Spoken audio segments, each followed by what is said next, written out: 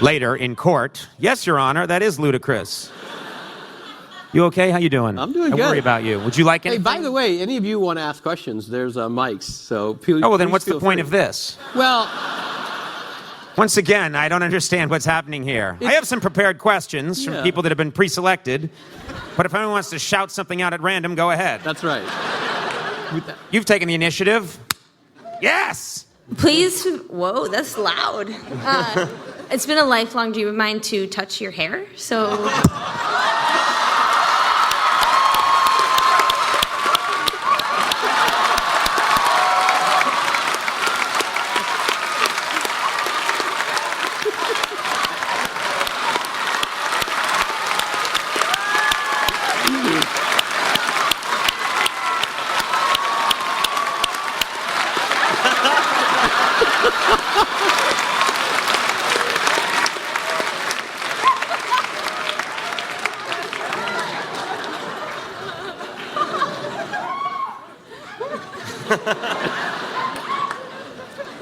Yeah, about you working here.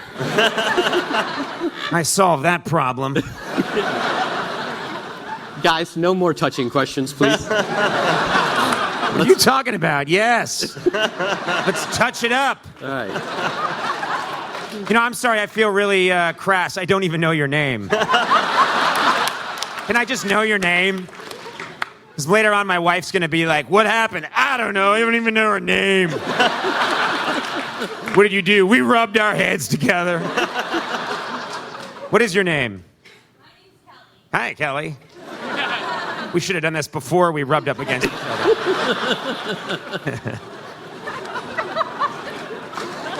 Yes, there are more. This guy over here. You chose Reggie Watts for your opener, who we actually had the pleasure of hosting about a week ago. Mm-hmm.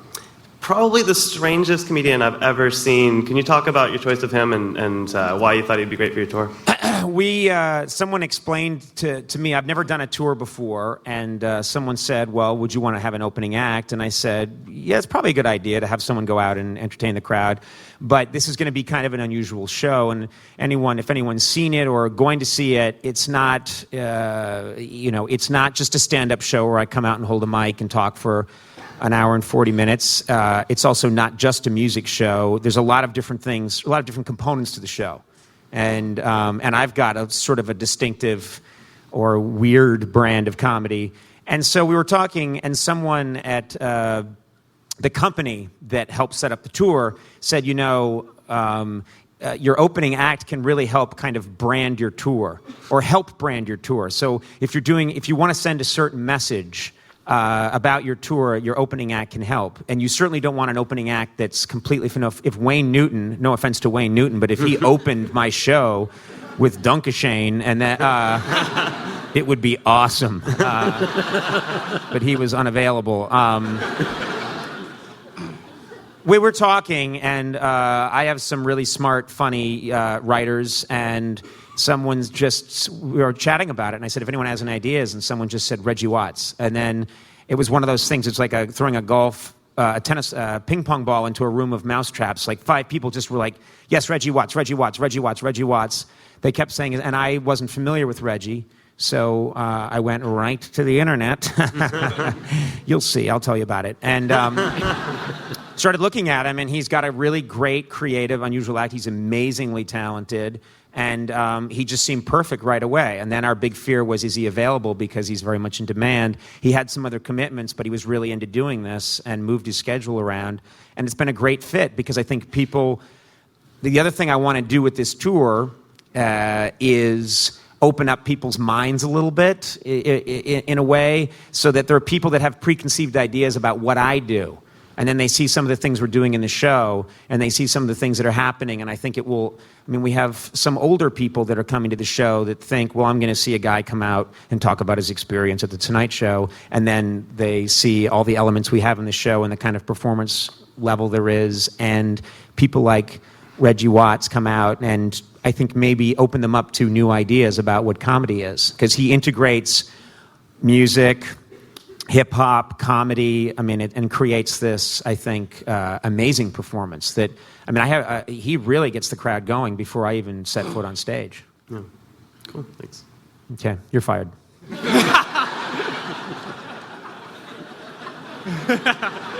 You really want to ask this question now? Because he just lost his job. Yeah.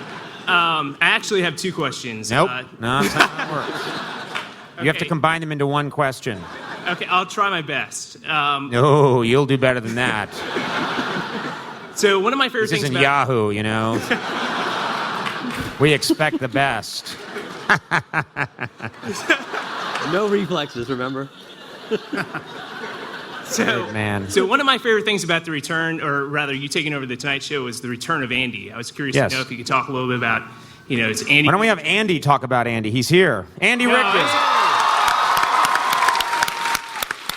Let him out.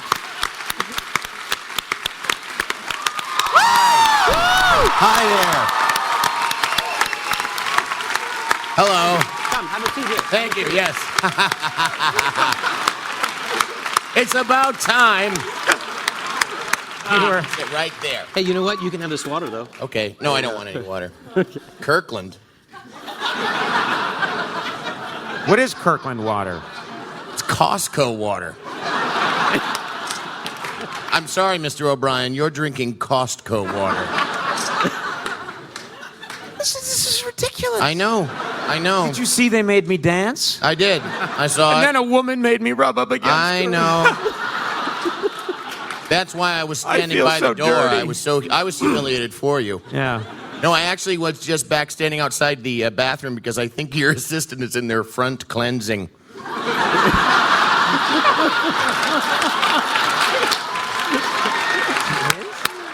Our tour manager said, you got to check out the Japanese toilets. So I just was in the bathroom to look because I've seen them before. And there's buttons on the wall. Front cleansing, rear cleansing. What is? I've never heard of this before. It's like a little bidet. No, I understand that Right. part. I just didn't understand why do they have this at Google? Why am I asking you? because They should be there's- asking this guy. Because we front have- cleansing is necessary. Yes. Yes. We have. All Googlers hope- must front cleanse. I hope you enjoyed those Twitterers' filthy asses. Yeah. I did. Wait, I want to see it say filthy asses. Look, it does.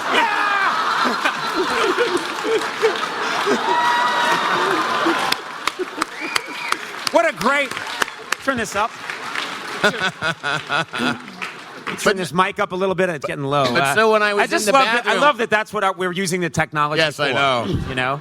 But so I was in the bathroom and I hear, I think it was Sona, your assistant, screaming in the women's room. There she is. There she is. Are you front cleansed?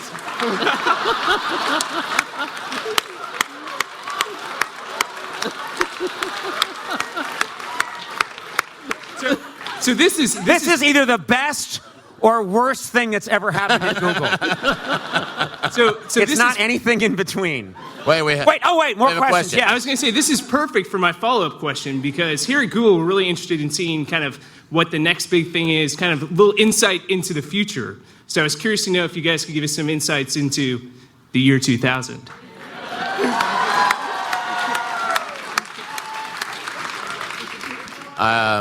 The future, Conan. Yeah, the future code. There's always cue cards for that, Yeah, though. yeah. We don't remember anything. You think that's off the top You of think our we're heads? spontaneously funny? Yeah. No way. Google We're will done. merge It's just- with Blabble and form Gibble Gabble, you know? In the year 2000. Yeah, I was once on an airplane once, and the plane was taxiing for the takeoff. It was a commercial flight back in the day. Just kidding, I fly commercial. But anyway, not like the rest of you who have your jetpacks. But I was on this commercial flight, and I hear the guy, the pilot, is just like getting ready to take off, and he went, "Oh, we're all ready to take off, and I understand there's someone here on the plane, a very special person who can tell us a little bit about." And then he went, "In the year 2000," and then started to put Yeah. the engine into overdrive to take off, and I had lost complete confidence in the pilot. at this crucial moment. He's like making his jokes. In the year two. Shit, I didn't check the altimeter. Then later they check the black box and it's my fault, you know. But anyway, to answer your question, Andy was in Los Angeles, and I called him up when I had the chance to do that, and I said, Andy, you got to come on board because the Tonight Show, it's a franchise. No Tonight Show host has ever been sacked. It's a sure thing. Drop what you're doing and come with me. I said, I'm now a tenured professor in show business. Yes. No way they can fire me. Yeah. And you went out and bought a theme restaurant. That's right. And it was all the skipper from Gilligan's Island. It was all that was the theme. Yeah, and now you're impoverished, and here we are. But the important thing is we stuck together. And that's what it's really about, kids. When you've got a friend, stick with him, and he'll stick by you, see? Even though I did leave you back in the 90s. Oh, I know. 2000s. Yeah, to go hang with Pat Sajak. Yeah. No, as it was once written, I was seeking primetime stardom. That was what it was written about me, and I always was like, I don't remember ever thinking, I'm sorry, Conan, I'm going to go seek primetime stardom. You did say that to me. And then jumped out the window. Yep.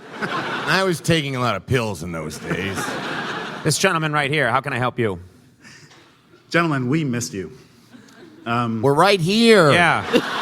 What are you, what my else mom? do you want? And You're like my mom. She cries 2 days before she has to leave. Yeah. She has to leave in 2 days.